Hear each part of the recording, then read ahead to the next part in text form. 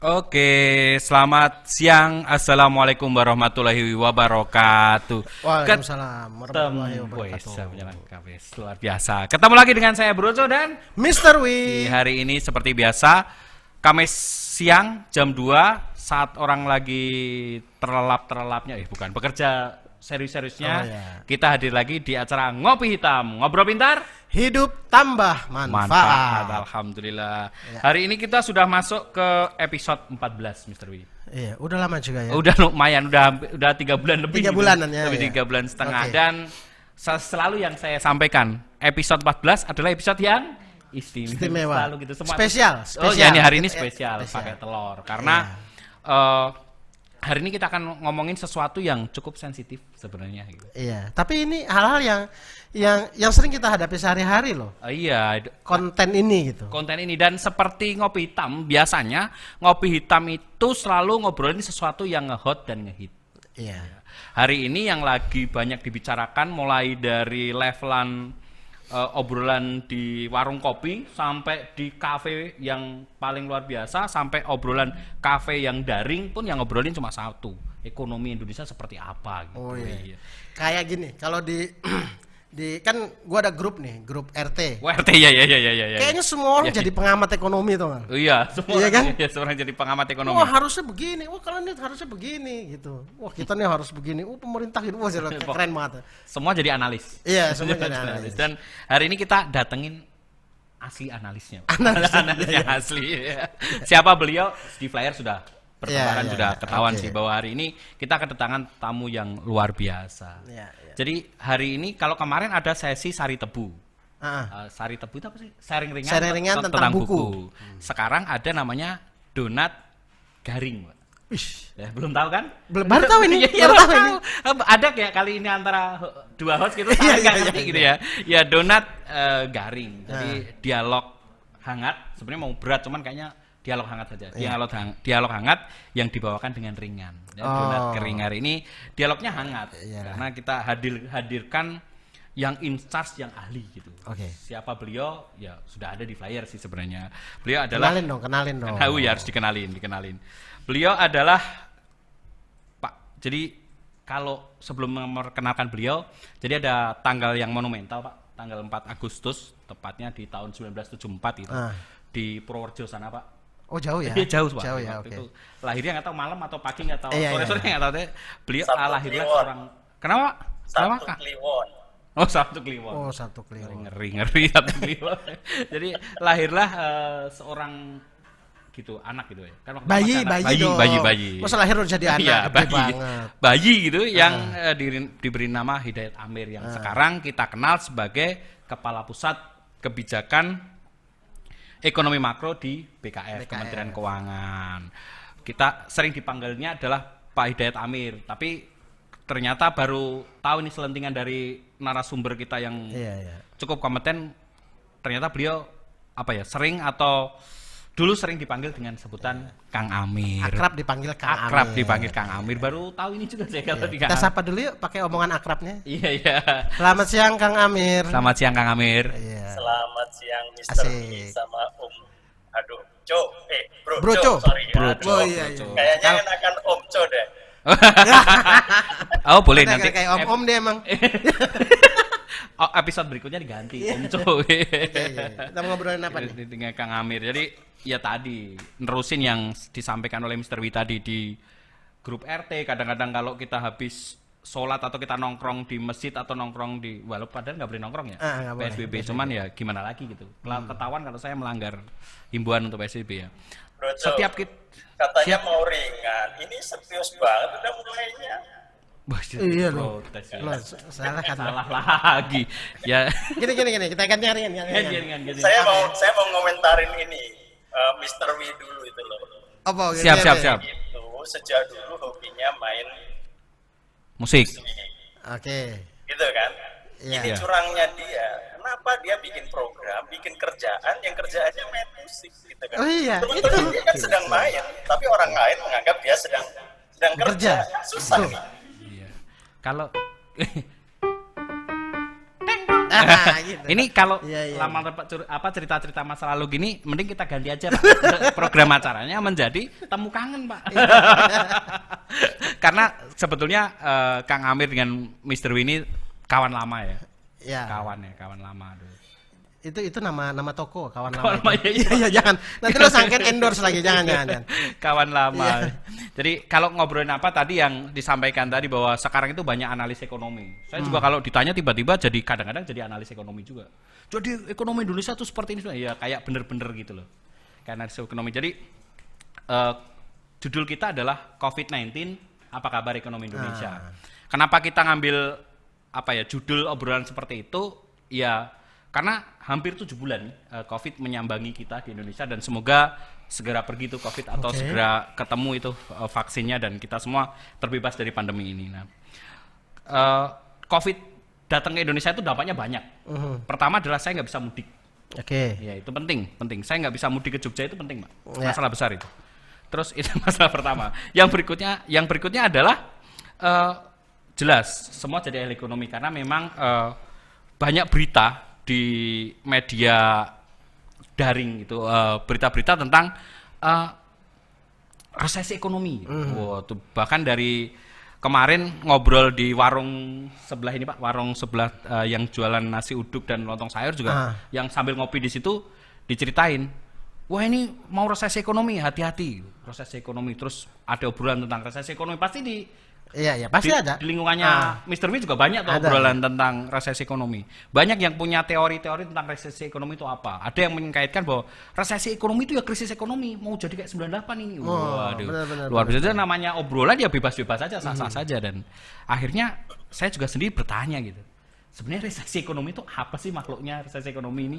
Resesi ekonomi itu deskripsinya apa dan sebenarnya apa ini resesi ekonomi? Karena bahkan kalau kita cari-cari tentang resesi ekonomi itu pasti penjelasannya banyak. Resesi ekonomi pasti googling resesi ekonomi tampilnya banyak. Nah, ini mumpung ada Kang Amir nih yang memang membidangi hal ini. Kalau beliau sendiri adalah kepala pusat kebijakan ekonomi makro di BKF. Saya mau nanya nih sebagai orang awam dan mewakili kaum ngopi di pinggir jalan, kemudian mewakili orang-orang yang sering istilahnya kongko-kongko sambil cerita ngalor ngidul jadi analis ekonomi. Resesi ekonomi itu apa sih, Kang Amir? Saya mau nanya dulu nih, Brojo dengar kata resesi pertama kali di mana? Di mana? Saya dengar pertama kali itu pelajaran ekonomi ada di dulu banget pas kuliah. Kalau baru-baru ini gitu ya? Baru-baru ini resesi ekonomi dari berita di media online, salah satu media online bahwa Indonesia diambang resesi ekonomi. Iya. Kalau gitu. Mr. W? Sama sih di media juga tulisannya perkembangan pertumbuhan ekonomi minus dua kali berturut-turut resesi. Nah, itu. Bukannya di lagu yang biasanya dengar resesi dunia.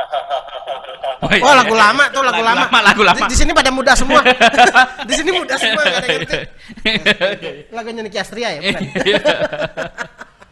Nah, memang ngomong atau terminologi resesi, ini kan sekarang banyak orang mengemukakan atau menyampaikan.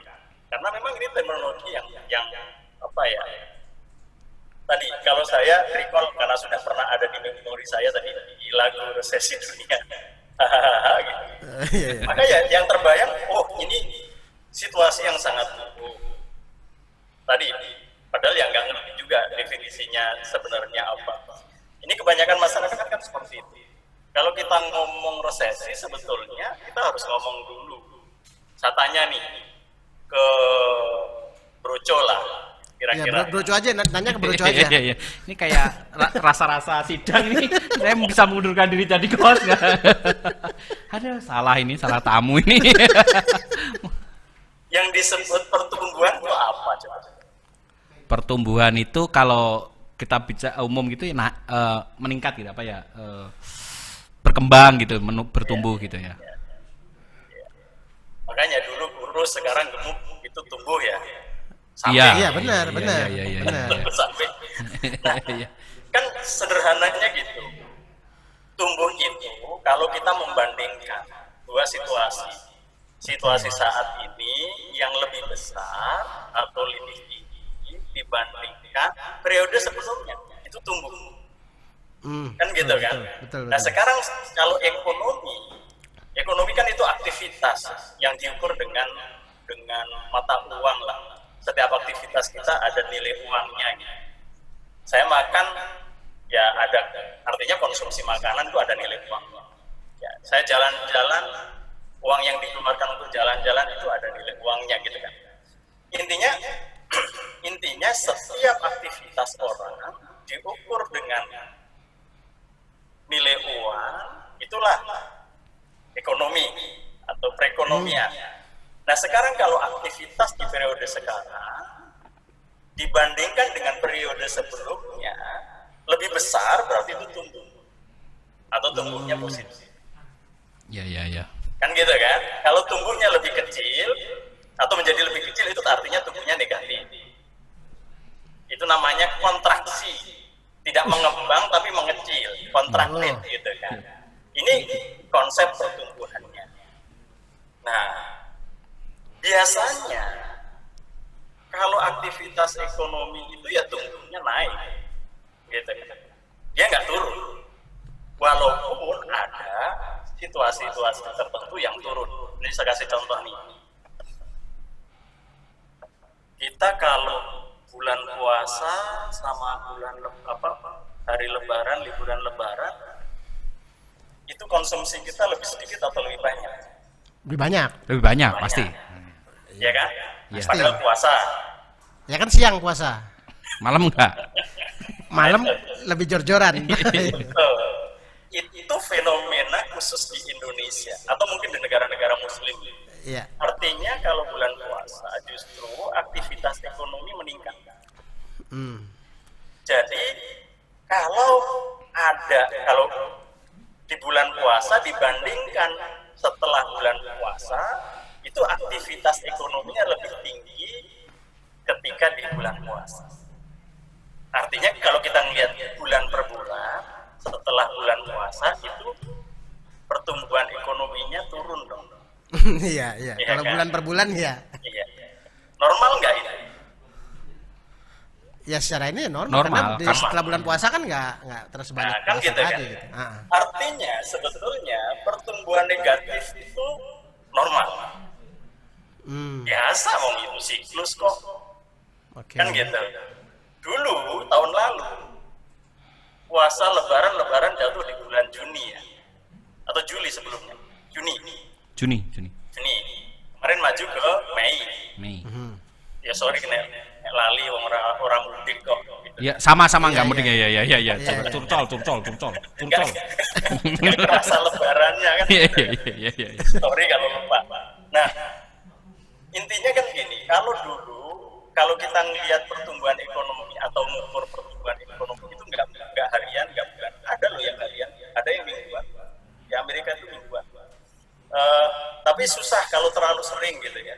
Di Indonesia tuh kuartalan. Kalau dia tahun-tahun sebelumnya itu lebaran di kuartal 3, puasa di kuartal 3. Biasanya kuartal 3 itu aktivitas ekonominya lebih tinggi. Kuartal keempat turun lagi walaupun ada liburan akhir tahun. Jadi kuartal 1 biasanya rendah, kuartal 2 naik, kuartal 3 naik lebih tinggi, terus kuartal 4 turun. Ini pola kuartalan. Kan gitu. Nah, begitu geser, sudah 2 tahun ini, yang tinggi itu di kuartal 2, bukan di kuartal 4. Ini fenomena Indonesia. Nah, sekarang kalau naik turun itu biasa, artinya ada tumbuh positif, tumbuh negatif, itu biasa. Resesi biasa enggak sih? Nah, sekarang kita tanya resesi dulu. Resesi itu kalau pertumbuhan 2 triwulan berturut-turut negatif. Turun terus gitu. Biasanya kan naik, turun, naik lagi gitu kan. Gitu ya. Ini kalau turun terus, ini kan hanya salah satu definisi. Karena biasanya nggak begitu, terus jadi begitu, 2 kuartal berturut-turut negatif, orang mengatakan, oh ini luar biasa atau tidak biasa. Iya. Itu jadi disebutnya resesi. Sebetulnya definisi yang lebih sophisticated bukan karena itunya, karena boleh jadi tadi yang 2 kuartal itu sifatnya temporer. Intinya kalau ada pertumbuhan negatif dalam waktu yang relatif panjang, fenomena itu bukan hanya pertumbuhan negatif, banyak PHK, gitu kan, Ya. kemiskinannya naik, penganggurannya naik, gitu. Terus banyak pabrik-pabrik yang tidak bisa operasi. Untuk berbagai sebab itu yang disebut resesi. Kan gitu kira-kira. Iya. Nah, jadi kalau sekarang kita sebut resesi, ya memang iya. Rasa bedanya ya. Iya, terasa sih. Karena kalau kita ngerasain sendiri juga di lingkungan kita banyak, kalau disampaikan tadi Kang Amir, banyaknya PHK, ya berasa sih. Di sekitar kita juga PHK sudah mulai ada. PHK sudah mulai ada. Kemudian kemarin juga baca retail terkait dengan pengusaha retail gitu mengeluhkan bahwa turun gitu. Retail di Indonesia turun. Manufaktur juga, tetangga kebetulan ada yang di manufacturing gitu, dan produksi turun, penjualannya turun ya gitu gitu. ya. Apakah itu sebenarnya tanda-tanda dari resesi gitu, Kang Amir? Kalau dengan kondisi seperti itu, apakah ini pertanda atau sinyalemen atau udah resesi? Apa udah resesi atau gimana? Karena PHK udah banyak gitu, retail turun, manufacturing turun gitu. Ya memang ini tanda-tandanya. Tapi tadi biasanya kalau per definisi yang pakai technical term tadi 2 kuartal berturut-turut tumbuh negatif, dan biasanya kalau membandingkan, memang tadi ada pola yang kuartal dibandingkan kuartal berikutnya, ada kuartal yang sama tapi tahun yang lalu yang disebut year on year, itu kuartal 1 dibandingkan kuartal 1 tahun sebelumnya, itu year on year. Itu kita growth-nya sudah 2,94, biasanya 5% atau di atas 5%. Di kuartal keduanya karena COVID-nya makin dalam, makin banyak gitu, maka aktivitas ekonominya growth-nya makin dalam, itu sudah minus 5,32. Growth di minus 5,32 itu artinya besaran ekonominya lebih kecil 5% dibandingkan periode yang sama di tahun lalu. Oke. Padahal biasanya lebih besar 5%-nya. Jadi sebetulnya drop-nya sekitar 10%. Nah, ini ya. Jadi itu sudah, tapi growth minusnya baru di kuartal 2. Kuartal 3-nya gimana? Kalau melihat situasinya masih seperti ini, kelihatannya masih akan tumbuh negatif, tetapi tidak akan sebesar di kuartal 2. Kenapa berani ngomong begitu? Saya ngamatinnya bukan ngitung dulu, tapi ngamatin dari tadi aktivitas ekonomi. Nah sekarang karena udah dunia canggih, Mas Wawan punya handphone kan ya? Ada. Punya ya? Ada dong. Kalau Mas Wawan bergerak itu di tracking sama Google. Iya. Bahkan saya bisa punya aplikasi, saya download aplikasi gratisan. Saya tahu nomor handphonenya Mas Wawan, gitu kan. Dengan aplikasi gratisan itu, saya ikuti pergerakan Mas Wawan. Misalnya seminggu saya udah tahu patternnya. Kalau jam siang, hari Kamis jam 2, oh ini nongkrongnya di studio. Iya. Sebelumnya tahu dari mana ya? Iya, sakti juga. Iya. Sebelumnya nongkrong di kantin, kan gitu. Oh iya. Iya. Saya gitu kan. Iya. Jadi kalau sebetulnya kadang-kadang kalau mau janjian dengan Mas Wawan, karena saya udah tahu pergerakannya, mengamati seminggu, oh ini ternyata pergerakannya sama. Gampang gitu ya. Gitu kan. Saya nemuin aja, kalau mau nemuin kira-kira jam mana ya datangin aja ke sini. Ketemu, karena saya udah pakai tadi gambaran gitu. Nah, itu Google udah nge-track. Nah, dari assessment trackingnya Google memang kondisi orang mengurangi aktivitas paling banyak itu di bulan April. sekarang udah mulai berapa. Kenapa? Nah gini, yang membuat kita mengurangi aktivitas itu apa? COVID-19, ya kan? Iya, iya. Karena kita nggak mau tertular kan gitu. Iya. Karena kita takut, gitu kan? Semua orang nggak boleh beraktivitas, lockdown, kan gitu kan? Iya, iya. Kenapa kita takut harus pakai masker misalnya? Kalau mau jalan atau ketemu orang harus jaga jarak. Karena kita nggak tahu orang yang sedang kita interaksi itu terinfeksi atau tidak. Iya. Kalau kita tahu, nggak perlu, nggak apa-apa.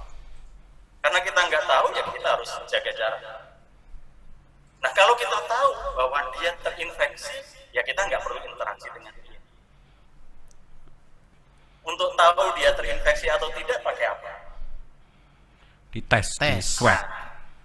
Problemnya, tidak semua orang dites.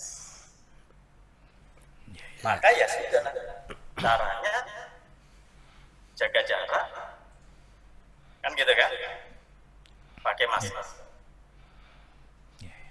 Ini atau lebih baik, karena kalau keluar rumah pasti interaksi dengan banyak orang, apalagi pakai public transport, ya sudah gitu. Di rumah saja. Aktivitas di rumah naik, aktivitas yang lain-lain turun. Gitu kan?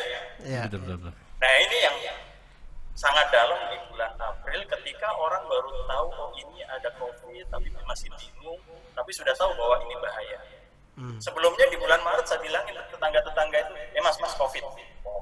Takut mah. Oh, COVID ya. Kan gitu.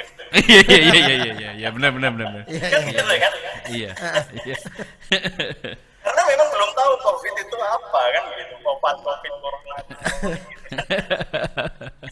Tapi begitu udah mulai tahu, semua orang menghindari. Nah sekarang orang sudah mulai tahu, sudah mulai bisa memilah aktivitas yang aman dan yang...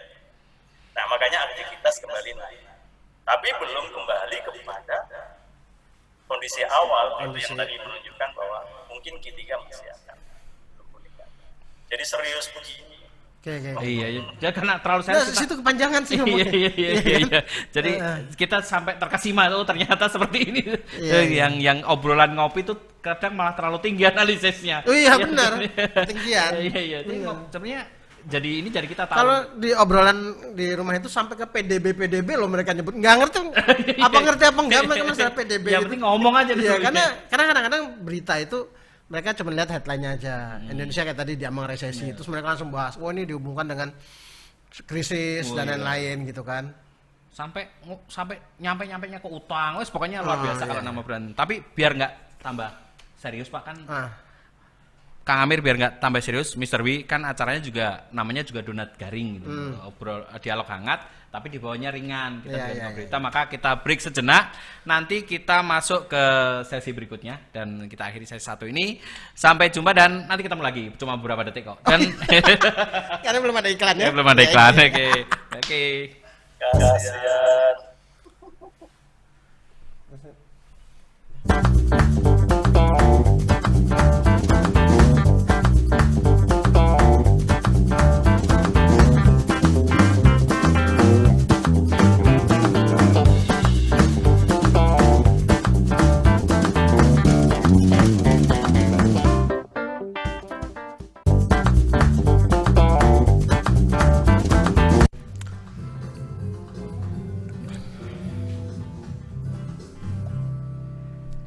Oke, kembali lagi ke bentar kan? Kang Amir bentar kan? Iya. Kalau di acara-acara TV itu breaknya lama, karena kita nanti barangkali setelah ini kita ada iklan dari PKS. Kita nggak tahu juga.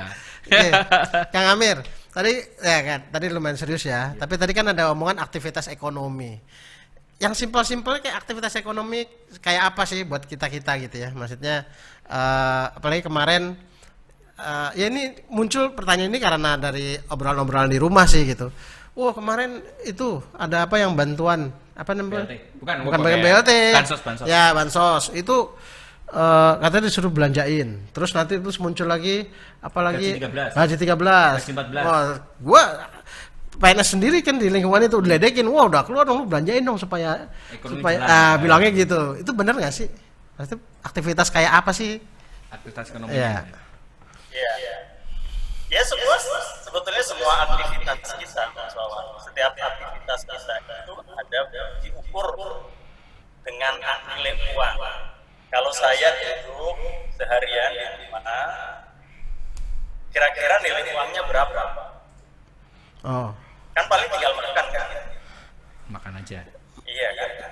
Kalau saya selama ini kerja ke kantor, jalan, berarti saya konsumsi bensin.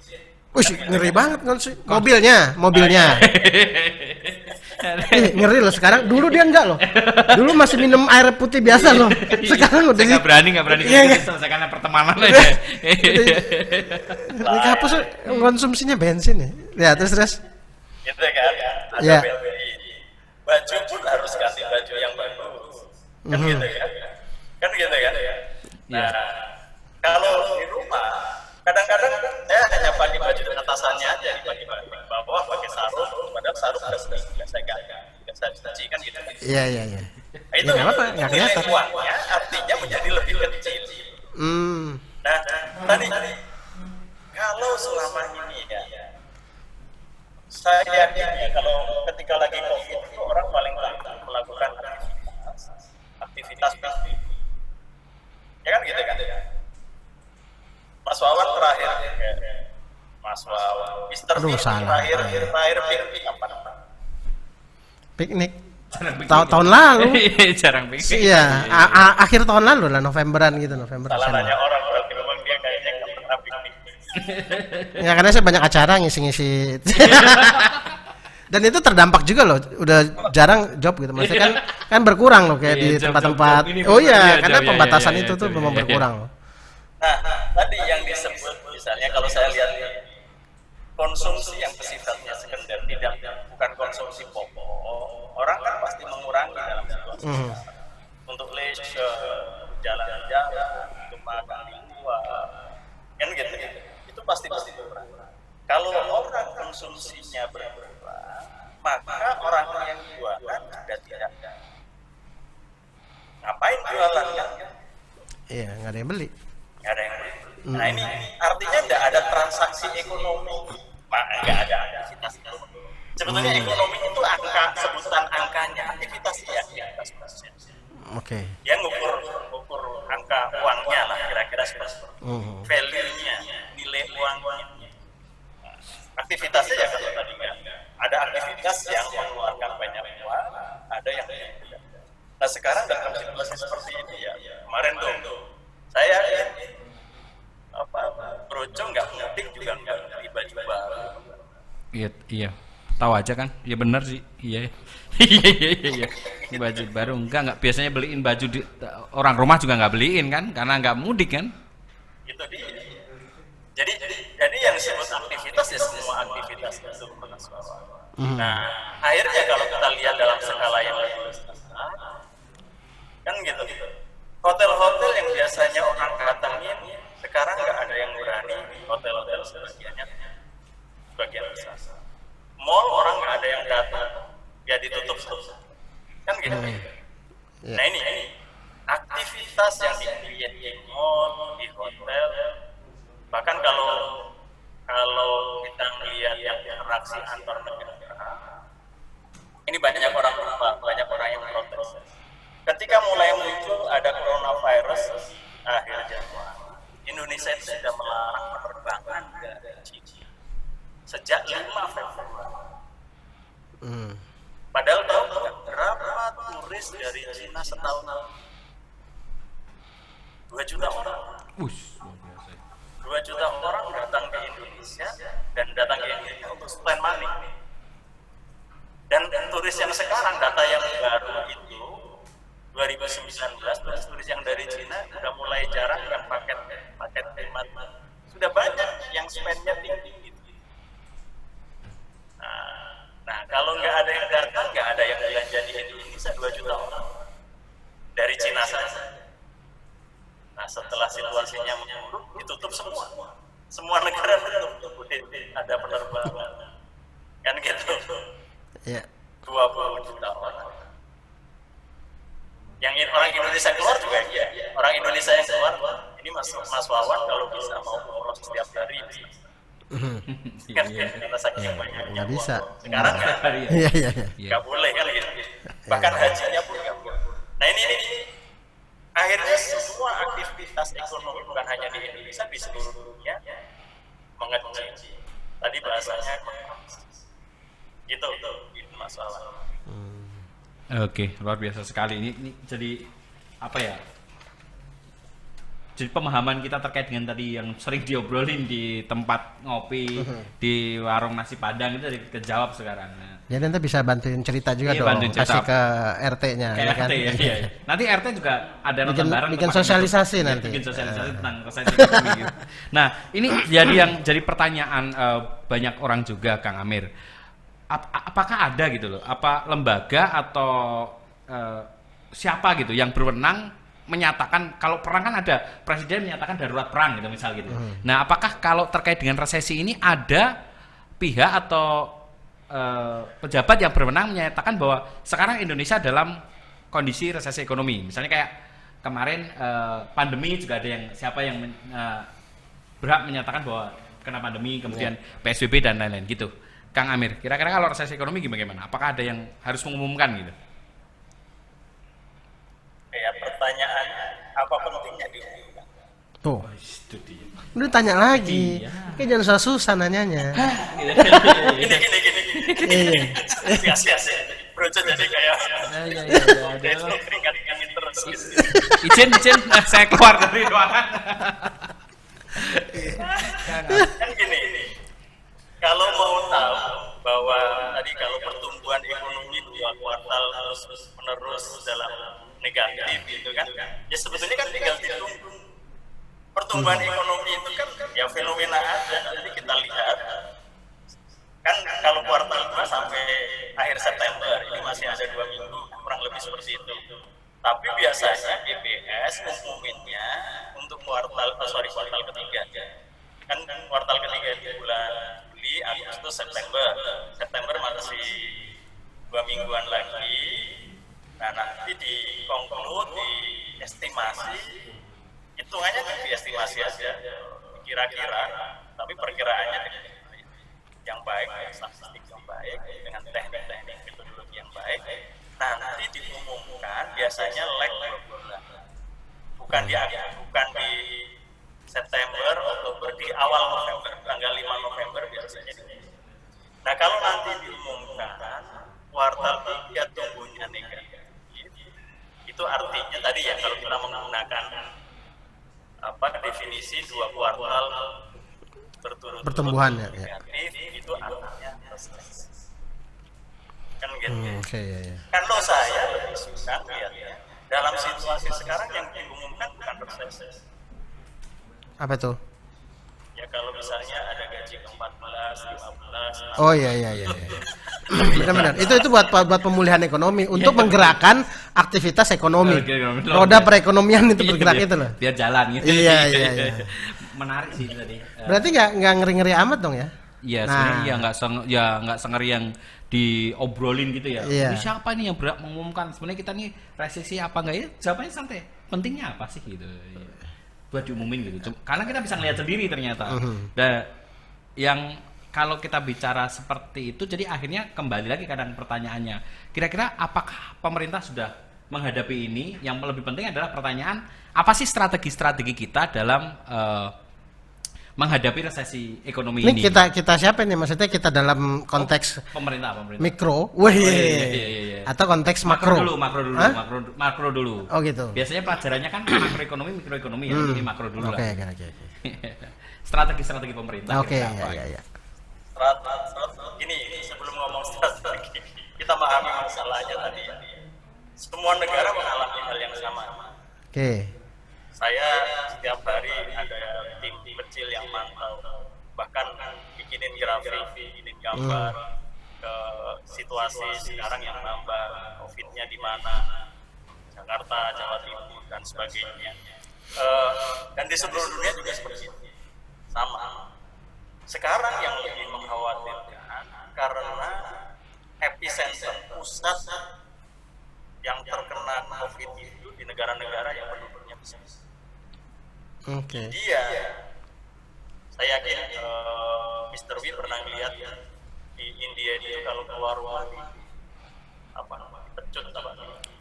Cambuk. campur gitu kan. Artinya mereka memang lockdownnya sangat ketat. Sampai segitunya gitu ya. Sampai segitu. Walaupun nggak berhasil. Nah sekarang tambahan hariannya yang terinfeksi baru paling tinggi dari India. Yang melakukan sangat ketat seperti ini. Nah karena apa gini? Kalau COVID tadi karena penularan antar orang, kalau dia interaksi satu dengan 10 orang jadi 10 orang terinfeksi, 10 orang yang terinfeksi bergaul dengan 100 orang menjadi 100 orang, jadi hitungannya bukan 1, 2, 3, 1, 100. Dari 100 kalau masing-masing juga menjadi 1000. Nah kalau bayangin kalau ini ngumpul atau terjadi di negara yang penduduknya besar, interaksinya kan makin eskalasi. Ini yang mengkhawatirkan. Nah, strateginya apa? Ya strateginya yang paling pertama memang ngurusin COVID-nya ini. COVID itu sebabnya virus, ternyata itu virus itu katanya nggak akan hilang. Kalau dia pernah muncul, dia nggak akan. Siapa yang pernah nyebut? Virus itu makhluk hidup atau bukan? Itu katanya antara, belum bisa disebut sebagai makhluk. Antara, karena perlu inang untuk antara benda mati dengan makhluk hidup itu. Iya. Saya nggak ngerti yang belajar itu. Nah katanya kalau udah muncul virus, dia nggak akan hilang. Yang dibutuhkan adalah tubuh kita bereaksi, membuat imunitas atau daya tahan. Flu dulu itu Spanish flu itu flu Spanyol itu kejadiannya di tahun 18 tahun kembar kata Brujo 14 di Primbon Jawa 20 apa? Iya benar. Iya kelihatan. Iya. 19 sorry 19 sorry bukan 19 bukan 18 19 sekarang 20 tahun kembar. Ya walaupun kejadian yang sebelumnya katanya Black Death yang paling banyak itu di 1300 berapa 15 itu yang kejadian Black Death yang paling mematikan. Nah kalau kita tahu ini yang diurus ya memang masalah kesehatan. Terus kesehatan itu artinya apa? Sebetulnya ya kita jagain tidak terinfeksi atau kalau terinfeksi punya daya tahan. Nah masalahnya kalau nggak punya daya tahan yang terinfeksi harus dibawa ke rumah sakit, dirawat. Nah bayangkan kalau yang terinfeksi sangat banyak, fasilitasnya tidak memadai, nggak ada yang bisa merawat. Makanya sebaiknya tidak terinfeksi. Makanya sebaiknya ya tadi membatasi aktivitas. Gitu. Nah sekarang bergerak karena sudah mulai ngerti ya dites, orang-orang dites. Kalau misalnya ini Mr. W dites non reaktif atau dengan swab PCR negatif ya aman sebetulnya. Kita mau interaksi dengan Mr. W ya aman. Oke. Nggak apa-apa. Tapi kalau Mr. W mau beraktivitas kemana-mana, interaksinya dengan siapa nggak tahu, apalagi di jalan, di mall dan sebagainya, di pasar. Ini yang membahayakan. Makanya tadi ini pertama kali yang diurus, yang bukan langsung ke perawatannya, karena perawatan itu kalau mau membludak ya enggak. Jadi mulai dari masyarakat memahami. Makanya Pak Presiden sejak awal 2020 sudah menyampaikan, pokoknya fokus APBN atau penanganan pemerintah di tahun 2023 sampai sekarang sebetulnya. Yang pertama ngurusin gangguan kesehatan karena COVID-19. Yang kedua tadi orang-orang yang miskin, rentan, nggak bisa aktivitas karena dibatasi tapi penghasilannya terbatas. Kalau nggak kerja nggak dapat penghasilan, nggak bisa konsumsi hari itu karena nggak punya apa. Beda sama Mr. W yang gaji 13-14-nya masih belum habis, ya. Kan gitu kan? Kan beda ini. Iya, beda-beda. Berikan bansos tadi strateginya. Iya. Berikan bansos macam-macam, intinya mereka bisa konsumsi mempertahankan. Nah, yang ketiga dukungan kepada bisnis, UMKM dan perusahaan besar sih, karena perusahaan besar yang kerja di perusahaan besar juga orang-orang. Ya kalau ditutup, di PHK, nggak dapatkan penghasilan, kondisinya akan sama menjadi. Ini yang kita lakukan sebagai strategi untuk menghadapi COVID-19. Terus kalau ada yang nanya, Pak, kalau strateginya itu saja nanti kalau perutnya liga-liga, perut itu risau belakang, jangan langsung kalau jadi resesi, ya nggak apa-apa negara lain, hampir semua negara resesi, kalau resesi sendiri mana? Iya benar juga. Gitu kira-kira. Iya. Di chat ada luar biasa sekali, ada ini izin Kang Amir di chat ini ada rapat, namanya rapat PEN sih. Iya. Siapa namanya saya kurang tahu. PEN itu kan pemulihan ekonomi nasional. Rapat PEN. Atau bolpen, ini bisa juga, bebas dikasih nama. Iya. Karena ini nggak ada namanya, jadi saya sebut saja rapat PEN. Kalau ini chat pertamanya adalah kalau variabelnya faktor yang tidak pernah terjadi seperti COVID, maka pola tren Q3 dan Q2 nggak sinkron ya secara year on year. Pertanyaan. Mari bandingkan rentang era sebelum Perang Dunia I sampai dengan setelah Perang Dunia Kedua. World War hingga 17 Agustus 45. Perspektif Republik Indonesia terhadap dunia. Iya. Itu chat pertamanya. Kemudian chat lagi nih rapat PEN ini bagaimana efek counter cycle resesi kalau teorinya QN dan QN+1 saling adopsi, jadi nggak linear paralel, terlepas tumbuh anjlok merosot Pak gitu. Lalu terus pengaruh PDB anjlok terhadap daerah 3T tertinggal seperti pedusunan desa ikut semakin dalam bukan ya? Makasih. Ini pertanyaan. Ya. Jadi memang kalau mau lihat tadi pakai bahasa keren, indikator variabel itu ada yang bergeraknya barengan. Ketika semua ke atas, ini namanya cyclical, bawah ke bawah. Ada yang namanya counter cyclical, ketika dia naik yang lain turun atau variabel yang lain turun. Contohnya tadi kalau pertumbuhan ekonominya naik, kemiskinan turun, pengangguran turun, kan gitu. Ini agak susah. Ketika kita sekarang melakukan, misalnya bansos segala macam,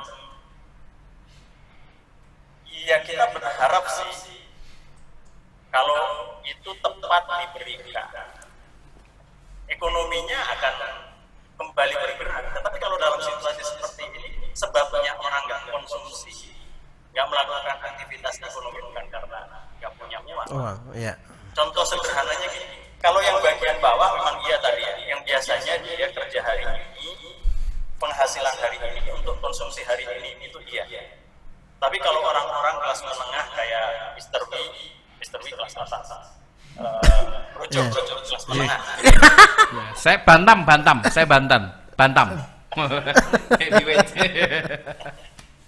Itu kalau misalnya kasih tambahan 5 juta per bulan belum tentu dipakai. Betul. Iya. Iya kan? Betul. Atau sederhananya, kalau saya kasih tiket jalan-jalan ke Paris hari ini atau dalam seminggu ini mau jalan, Ya enggak kepake juga. Enggak kepake Iya. juga. enggak dipakai juga. Belum tentu juga ada pesawat yang mau terbang gitu. Betul. Kalau cuma ke Purworejo sih bisa. Kalau ke Purworejo bisa. Ke Purworejo bisa. Di Sumber Alam itu bisa. Bisa. Artinya dalam situasi sekarang COVID itu crashnya aktivitas ekonomi nggak bisa jalan, bukan disebabkan oleh faktor-faktor biasa. Faktornya tadi karena constraint-nya bukan karena di drive, bukan saya nggak punya kemampuan konsumsi, tapi karena saya sedang tidak mau konsumsi atau tidak bisa. Tidak bisa. Bukan karena saya nggak punya kapasitas melakukan aktivitas ekonomi,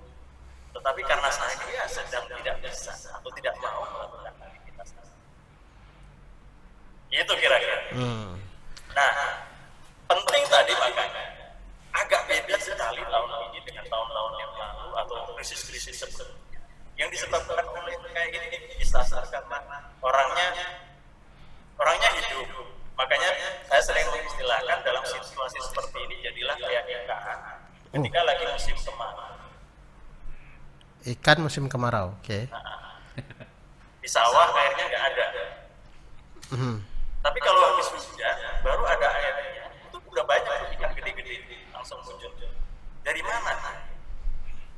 Karena ini kan kalau kemarau, dia masuk ke dalam tanah, jaga tetap ada cairan gitu. Tapi di dalam tanah, itu namanya hibernasi. Nah, sekarang hibernasi saja. Kayak beruang. Hibernasi ikan. Ikan juga. Tauku beruang. Iya. Iya, oke. Ya ini dijawab dengan penjelasan yang singkat gitu ya. Semua negara sama lah. Iya.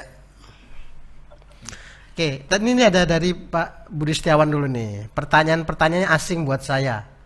Orang awam saya gitu. Boleh nanti. Kita tanya aja Pak Budi Setiawan, ada mau ditanya nggak Ya, gitu kan? sebagai orang awam. Gitu. Pak Budi Setiawan itu. Pak Budi Setiawan. Sekalian ngobrol sama Kang Amir, ya. Mana Pak Buset? Pak Buset? Ya nggak ada. Enggak ada. Ngomong ya. Saya nggak ada. Iya. Ayo Pak. Nggak ada pertanyaan katanya. Nggak ada. Iya. Ini ada chat nih, ada yang seru nih. Ada 2 chat dari panjang ini Mbak. Ini baru kali ini loh. Ngopi hitam pertanyaannya panjang nih. Iya. Dari Mbak Nova Mardianti dan Pak Erwin Cahyono. Nanti ada rapat pen juga. Dari Mbak Nova dulu. Dengan perlambatan ekonomi dunia yang tentunya menekan trade balance kita, ditambah dengan isu-isu politik, yaitu kesehatan versus ekonomi, yang menimbulkan ekspektasi para pelaku ekonomi dan kebutuhan akan belanja negara yang besar untuk bumper ekonomi atas wabah pandemi ini, bagaimana skenario kebijakan ekonomi Indonesia dan evaluasi efektivitasnya untuk tetap menjaga kesejahteraan masyarakat, more than economic growth. Ini kayak pertanyaan kajian nih. Iya, ngeri. Ngopi hitam sekarang ngeri Pak. Bisa digeser lama-lama saya ini. Iya. Ini udah nggak ngopi hitam lagi. Iya. Ngomong-ngomong ngopi hitam nih. Oke. Saya ini siapa tadi? Mbak Nova. Mbak Nova, justru ya neraca perdagangan itu hasil ekspor dikurangin Impor. yang digunakan untuk impor. Justru dalam situasi seperti sekarang ini, karena ekspornya masih ada, impornya turun, justru trade balance atau neraca dagangnya itu membaik. Kenapa? Karena Indonesia ekspornya banyak dari sumber daya alam, minyak, batu bara, nikel, itu masih permintaan dunianya masih ada, masih tinggi, ya nggak setinggi kondisi normal, tapi turunnya nggak sedramatik impornya. Impor kita kebanyakan bahan baku untuk produksi. Nah sekarang produksi pabrik-pabrik manufaktur sedang nggak ada order, baik dari luar negeri diekspor lagi maupun dari domestik. Nah impornya turunnya dalam banget, ekspornya turunnya sedikit. Nah ini jadinya ekspor dikurangi impornya membaik. Masih ya. Nah situasi seperti ini bagus atau enggak? Ya karena semuanya mengecil ya nggak bagus sebetulnya. Kan kita maunya semuanya naik, semuanya tumbuh positif bukan negatif. Itu tadi ya kalau melihat dari sisi itu. Makanya kalau kita dalam konteks seperti sekarang ini harus melihat dalam konteks itu apa. Kalau situasi dari sisi global makro itu kan number angka-angka gede. Yang jelas tadi masyarakat harus ditolong. Kalau ada yang terinfeksi harus mendapatkan penanganan. Nggak peduli dia punya penghasilan atau tidak, karena ini masalah bersama. Makanya pemerintah menyediakan itu. Yang tidak bisa kerja, nggak punya penghasilan harus tetap bisa konsumsi. Makanya waktu itu sebetulnya ada bansos sembako di DKI, konteksnya karena banyak orang nggak boleh mudik. Kalau nggak boleh mudik, hanya dikasih uang, nanti ribet juga keluar. Dikasihnya bansos sembako. Ini kan untuk menghindari itu. Nah, ini bantuan-bantuan yang seperti ini kita pakai untuk tetap tadi masyarakat bisa bertahan. Kalau bisnisnya juga seperti itu, bisnis nih, kalau saya punya perusahaan saat ini nggak ada orang beli, saya nggak punya revenue, tapi saya punya pegawai, bagaimana biar saya itu nggak memecat atau mem-PHK pegawainya, dirumahkan aja, gitu kan, tapi tetap dibayarin atau dibayarin separuh. Ini namanya konsep hibernasi. Kalau nanti kemaraunya lewat, masih tetap dalam posisi sehat, bisa kembali aktivitas. Yang berbahaya tadi, kalau tadi terinfeksi, massal, terus tidak tertangani, maka menjadi fatality rate-nya hilang atau tinggi. Banyak orang yang hilang, meninggal. Ini namanya loss of human capital. Manusia itu ya, tadi kalau aktivitas manusianya nggak ada atau berkurang, maka nanti berikutnya aktivitas ekonominya juga makin kecil. Itu namanya loss of human capital. Nah ini kita nggak berharap itu terjadi. Gitu ya. Bahkan ini agak serius, saya akan closing aja dengan yang serius ini karena jadi omongan serius. Bahkan ini ya, saya punya concern yang ke teman-teman.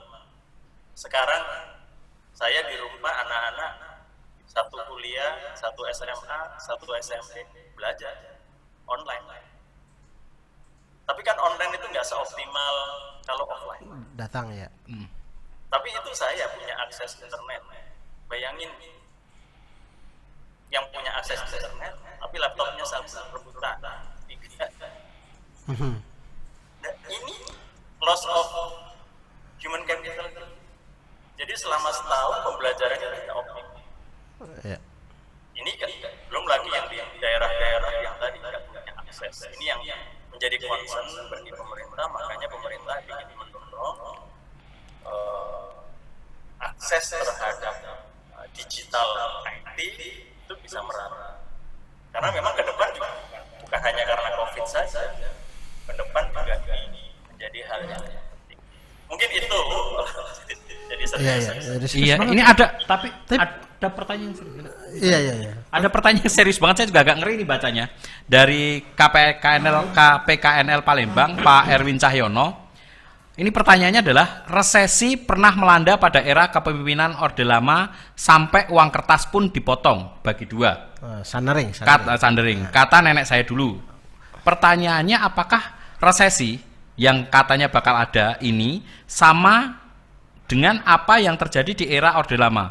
Karena ada anomali yang terjadi. Katanya resesi tapi tetap saja mal juga ada yang belanja. Iya. Gimana? Tadi ya, setiap krisis itu harus dilihat sebabnya. Tadi sekali lagi kalau kita COVID-19 itu, kita sekarang ini karena kita berhenti, nggak mau melakukan.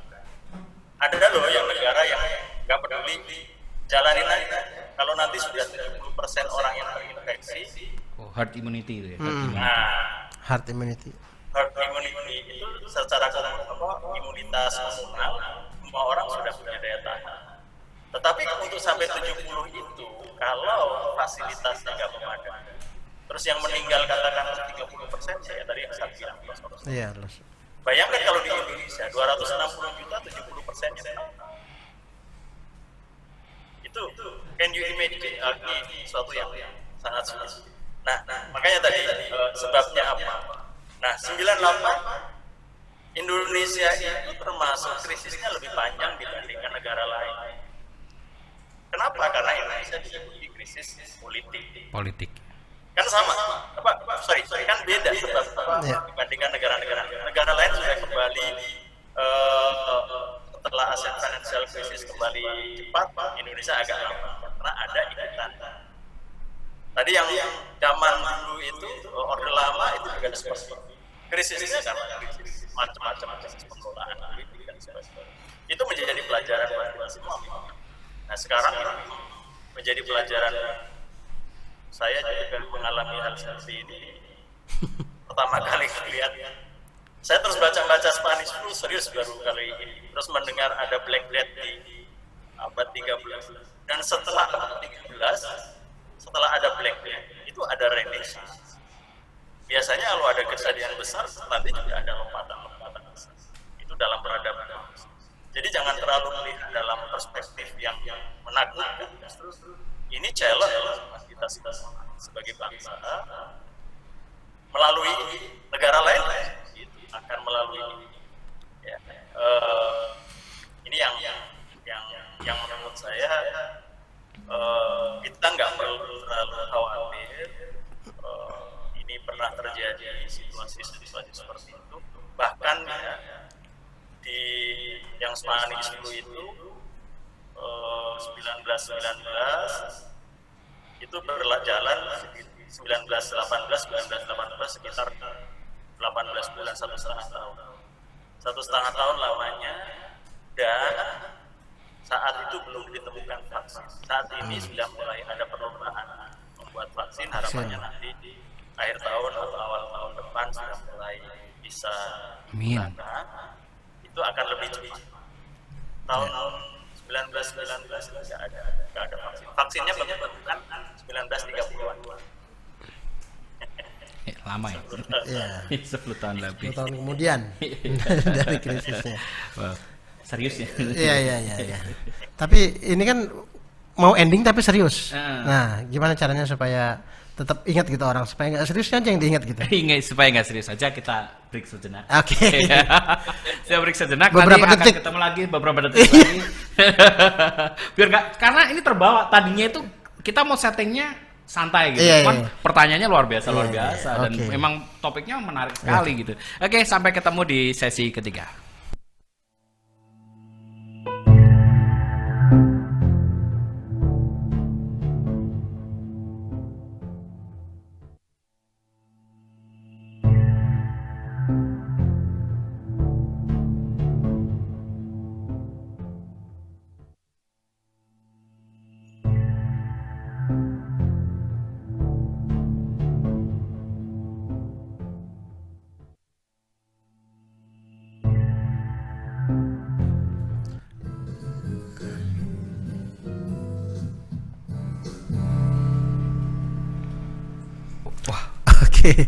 Iya.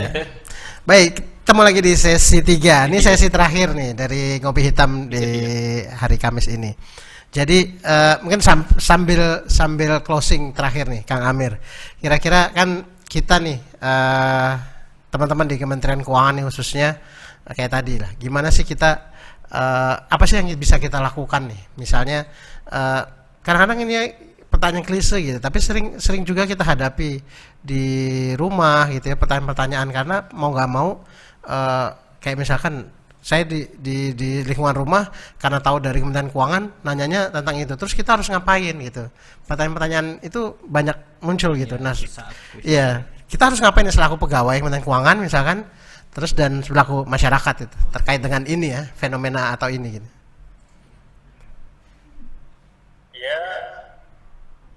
Maksudnya menjaga kesehatan. Oke, pasti. Jangan sampai terulang. Artinya tetap aware dengan situasi itu. Ini simple thing, tapi turunannya ke berikutnya. Kalau kita sudah nggak seperti ini ya, yang lain-lain jadi nggak bisa diomongin gitu kan. Kan gitu. Kalau kita tetap sehat, yang kedua baru berpikir tetap produktif. Berpikir tetap produktif dalam situasi yang tadi misalnya kita kerja di rumah, aktivitas terbatas, harus tidak interaksi dengan orang dalam jumlah besar. Nah, ini kan kita artinya harus shifting hal-hal yang kita kerja. Tetap kita bisa melakukan aktivitas produktif yang tentu berbeda. Ini yang para bidai suara ini mungkin saatnya nuliskan yang belum selesai. Benar.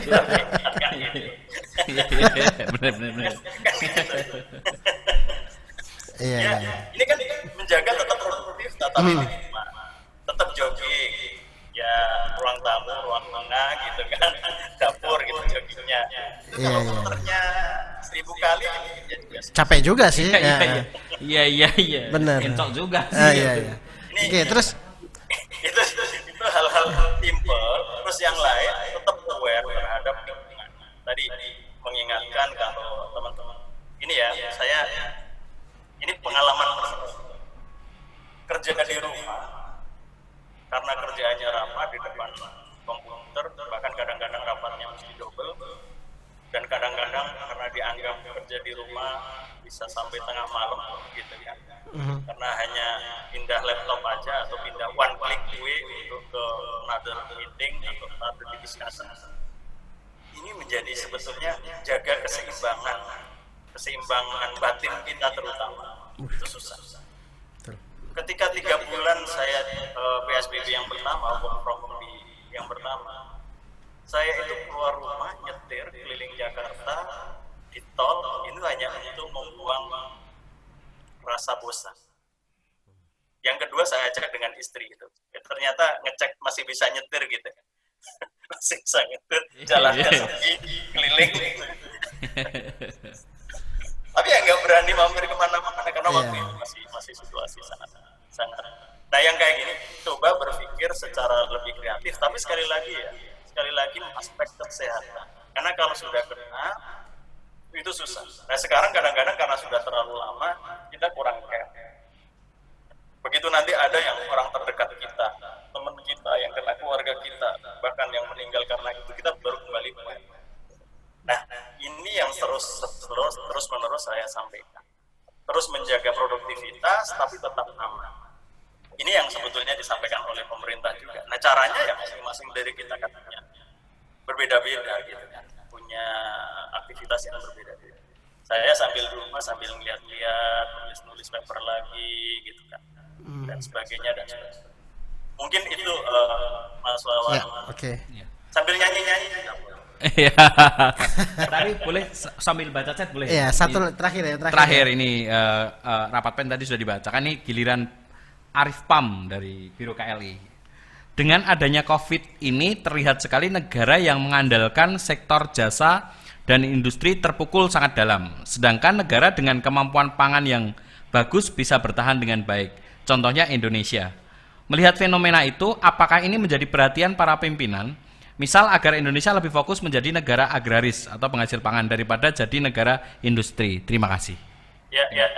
Tadi ada pertanyaan yang istilah ekonominya saya lupa jawab. Ada namanya acyclical. Terserah ekonominya naik turun, dia beda sendiri gitu. Karena dia terisolasi. Kayak sekarang ngomongin COVID mungkin di daerah di kampung saya nggak ada masalah. Mereka bisa aktivitas. Makanya pertanian itu nggak drop. Pertanian di Indonesia itu nggak drop. Aktivitas pertanian nggak drop.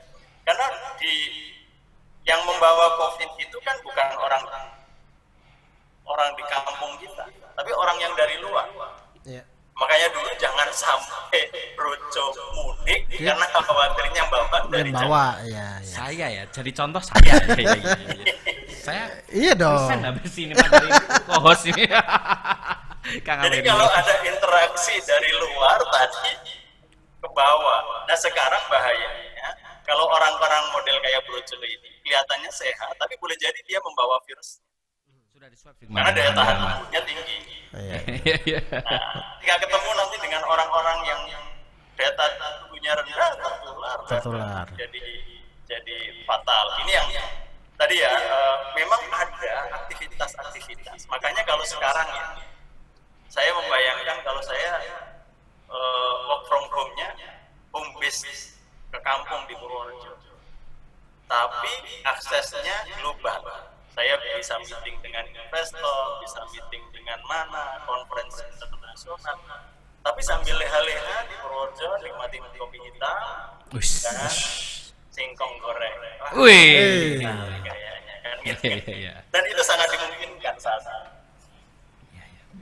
Oke, luar biasa sekali. Sebenarnya ini kalau diterus-terusin masih pasti ada banyak yang nanya, cuma masalahnya adalah waktu durasi. Nanti kita bikin berseri-seri, kayaknya Kang Amir bolehlah nanti kita panggil kembali gitu ya, berkenan, dan terima kasih sekali, luar biasa. Dan seperti biasa-biasanya gitu, kalau di akhir-akhir ini dari narasumber dan yang ada di sini, yang ada di Ngopi Hitam itu ada closing remark. Nah, kesempatan pertama kepada Kang Amir, closing remark.